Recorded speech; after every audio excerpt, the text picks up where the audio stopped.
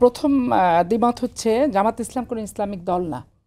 জামাত ইসলাম ইসলামকে ব্যবহার করে রাজনৈতিক স্বার্থ হিসেবে এবং রাজনৈতিক স্বার্থ হাসিলের হাতিয়ার হিসেবে এবং মুসলমানদের যে আমরা ধর্মভীরু আমাদের এই ইমোশনটাকে এটা একটা দুর্বলতা মনে করে তারা বিভিন্নভাবে ব্যাখ্যা অপব্যাখ্যা দিয়ে এটা কাজে লাগানোর চেষ্টা করে তাদের ভোটের বাক্সে।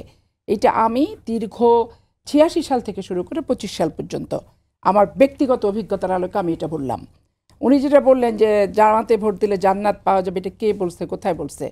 এইটা আমি তো বললাম যে 94 সাল থেকে শুরু করে 25 সাল পর্যন্ত চাঁপাইনবাবগঞ্জের প্রত্যেকটা সিটে বাড়িতে বাড়িতে তালিমের নাম করে মহিলা কর্মীরা এই কথা এই একবারে 94 থেকে 25 পর্যন্ত আমি শুনতেছি একই কথা, যে দাঁড়িপাল্লায় ভোট দিলে জান্নাত পাওয়া যাবে এবং ছোট ছোট কোরআন শরীফ নিয়ে ছোঁয়ায় এবং সেই মেয়েগুলো ইসলামিক জ্ঞানে কতটুকু দীক্ষিত, কতটুকু তার শিক্ষা দীক্ষা কতটুকু কি জানি না, তারা উন্নাবিসা ইয়ানতের পয়সা নিয়ে নিচ্ছে, নাহলে মুষ্টি চাল নিচ্ছে।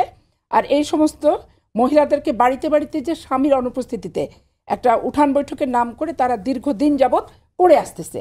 এখন তাদের যে নারী সংগঠন আছে এগুলো তো প্রকাশ্যে আসে না, এদের নাম ধাম নেতৃত্বস্থানীয় কোনো ব্যক্তির ভিতরে কিন্তু এরা পড়ে না, কিন্তু এদের ইসলামিক তালিমটা এদের সংগঠনই সম্ভবত আছে এবং তারা যে মানুষকে এইভাবে ওনাদের পক্ষ থেকে এগুলি বোঝাচ্ছে। এখন আমাদের কারোর বিপক্ষে বোঝালে অসুবিধাটা কোথায়? না, অসুবিধা তো আছে।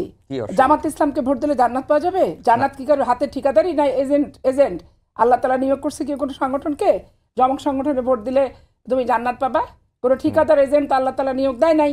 তাহলে এটা তো আল্লাহর সাথে শিরক করা হলো, আল্লাহর ক্ষমতার অপব্যবহার করা হলো। এটি তো আতিকুর রহমান ভাই বললেন যে এটি তো তারা বলেন না, না বলে 100% বলে।